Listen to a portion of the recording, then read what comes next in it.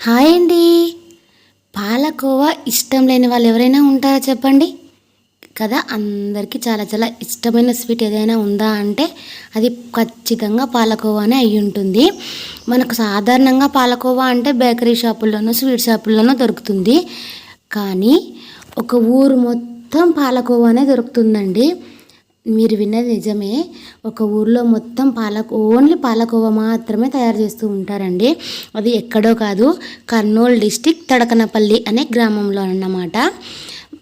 చాలా చాలా టేస్టీ పాలకోవా దొరుకుతుందండి మనకు. అది కూడా చాలా రీజనబుల్ రేట్లలోనే దొరుకుతుంది మనకు. అక్కడ ఏ పాలకోవా దొరుకుతుందంటే బెల్లంతో చేసిన పాలకోవా, అలాగే చక్కెరతో చేసిన పాలకోవా. ఈ రెండు కాకుండా షుగర్లెస్ పాలకోవా కూడా మనకు అక్కడ దొరుకుతుంది. నిజంగా చెప్తున్నానండి, నేను ఫస్ట్ టైం తిన్నాను బెల్లంతో చేసిన పాలకోవా. అంటే అది కోవాలాగా అనిపించలేదు నాకైతే, అచ్చం జున్నులాగానే ఉంది. చాలా చాలా నచ్చింది. అందుకే నేను బెల్లంతో చేసిన పాలకోవానే తీసుకున్నాను అన్నమాట. అక్కడ మా వారికి కూడా చాలా బాగా నచ్చింది. నేను చాలా వీడియోస్లో చూశాను అక్కడ పాలకోవా చేస్తారు, అమ్ముతారు అని.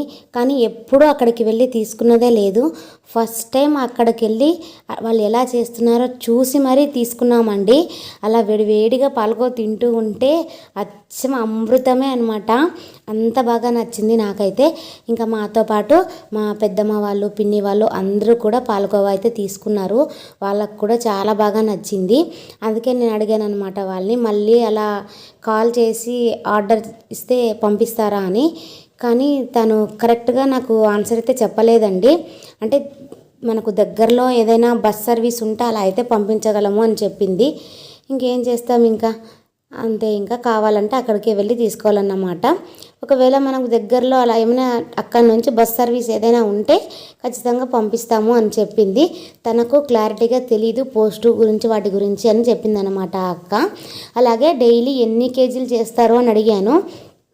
తను చెప్పింది 100 లీటర్స్ పాలతో పాలకోవా తయారు చేస్తారంట అండి. నేనైతే నిజంగా షాక్ అయ్యాను.